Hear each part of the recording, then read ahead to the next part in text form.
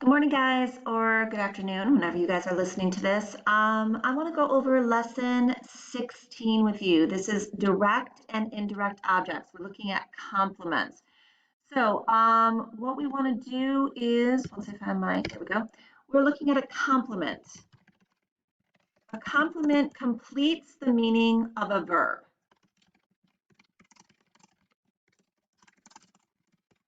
Complement completes the meaning of the verb. It may be one word or a group of words. A direct object answers the question, what? Remember, we've worked with direct objects before when we're looking at transitive verbs. Transitive verbs is the verb what. If that verb is transferred onto an object, then that is the direct object. So with our transitive verb, I baked cookies for a snack. Remember this right here, baked is our verb.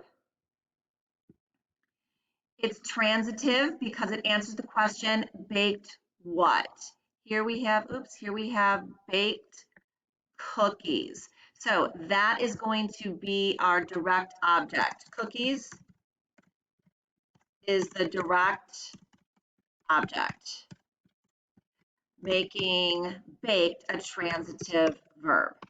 All right, so again, if we have in your workbook, we have Mario picked some flowers for the mantle. Here is our verb. Our verb is picked.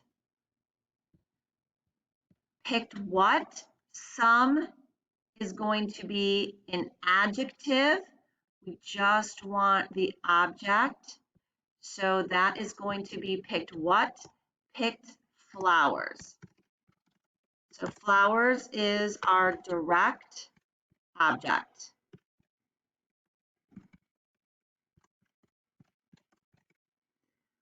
A direct object may have more than one part. Oh, again, remember our direct object can also be a person. Verbed what or verbed who. So if we have Mary trusted her sister completely. Here's our verb, trusted. Who did Mary trust? She trusted her sister. So that's going to be our direct object. So sister is our direct object. Remember, transitive verbs are going to have a direct object. So if your verb is transitive, it is going to transfer that action onto something or someone. Baked what? Picked what? Trusted whom? All right? You answer the question, what or who, it has a direct object. All right, again, a direct object may have more than one part. So the farmer carried the calf and the lamb through the floodwaters. Remember, this is our subject. These are going to be our compound predicates. This right here, remember, is our conjunction.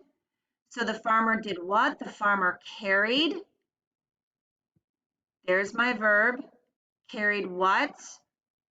Carried calf.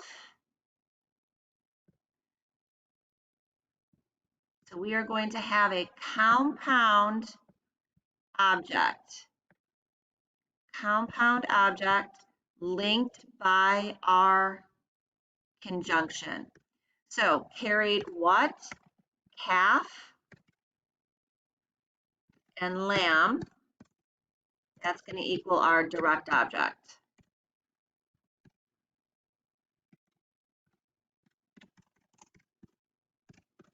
So we're going to have a compound direct object. Ooh. All right, so in exercise 1, it is asking you to draw one line under the simple subject and 2 lines under the simple predicate. Circle the direct object at the end of the sentence. Write the word what or whom to tell which question the direct object answers. All right, so I'm going to do number 13 in your workbook. We told Mr. Simpson about our studies. All right, so what is it asking you? It says draw one line under the simple subject. Who or what is doing the action? We are. And what did we do? You guys need to draw 2 lines under the simple predicate, but I'm going to go ahead and highlight it like I did up there. That's our simple predicate, subject, predicate. Then it says to circle the direct object. I'm going to bold my direct object. You guys go ahead and circle it. Mr. Simpson. And then at the end, it asks you, at the end of the sentence, write the word what or whom to tell which question the direct object answers. This is a person, so it is whom. All right, I'll do another example. My friend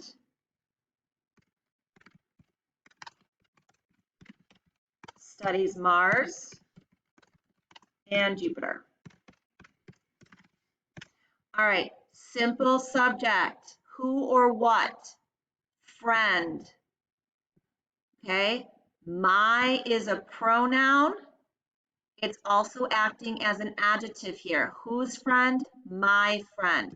So we just want the simple subject. It's going to be one word. Who or what studies? Friend. You guys are going to go ahead and you're going to double underline the simple predicate. I'm going to highlight mine. My friend studies. What does she study? Or what does he study? You guys are going to go ahead and you're going to circle it. I'm going to bold mine. We have a compound object, Mars and Jupiter. Then at the end, it answers the question of what. I'm going to go ahead and I'm going to put a question mark here, question mark here. All right, so you guys have to do exercise 1 and then exercise 2. Exercise 2 deals with direct objects and indirect objects. So indirect objects answers the questions following an action verb. To whom, for whom, to what. So we're going to look at indirect objects. All right, the child threw her father and mother a kiss.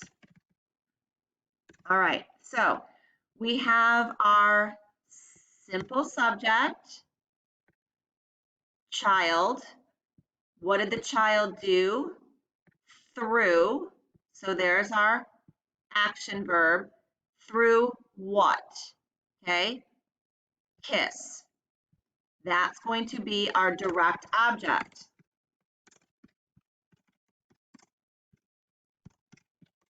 Now we want to ask the question, through what, okay, kiss, to whom? Who is receiving this action? Through what, to whom? Father, mother, all right? So we have father, mother. These are going to be our indirect objects. Who is receiving that direct object? So we have father, mother. That's going to be our indirect object. All right. Find our verb. Through what? Kiss. That's our direct object. Who's receiving that object? Father, mother. All right, let's do another one. One more, and then you guys will be ready. Let's see. Let's do, she offered the class. She offered the class. Oops. Offered the class her opinion. All right, simple subject, she. What did she do? She offered, oops. Really? She offered, there's my verb, there's my predicate, simple predicate. She offered. What did she offer? She offered opinion. That's going to be my direct object. Offered what? To whom? Class. Who's receiving the opinion? Class. All right, so your opinion is, I want to bold that. So the opinion is the direct object, and class is the indirect. So again, simple subject, she. What did she do? Here's my verb, she offered. What did she offer? Opinion. To whom did she offer that opinion? Class. Direct object, indirect object. Remember, a lot of grammar is talking to yourself, asking questions, who, what, where, when, why. So with direct and indirect object complements, you're always asking verb what to whom. All right. You guys should be ready for lesson 16, exercises 1 and 2.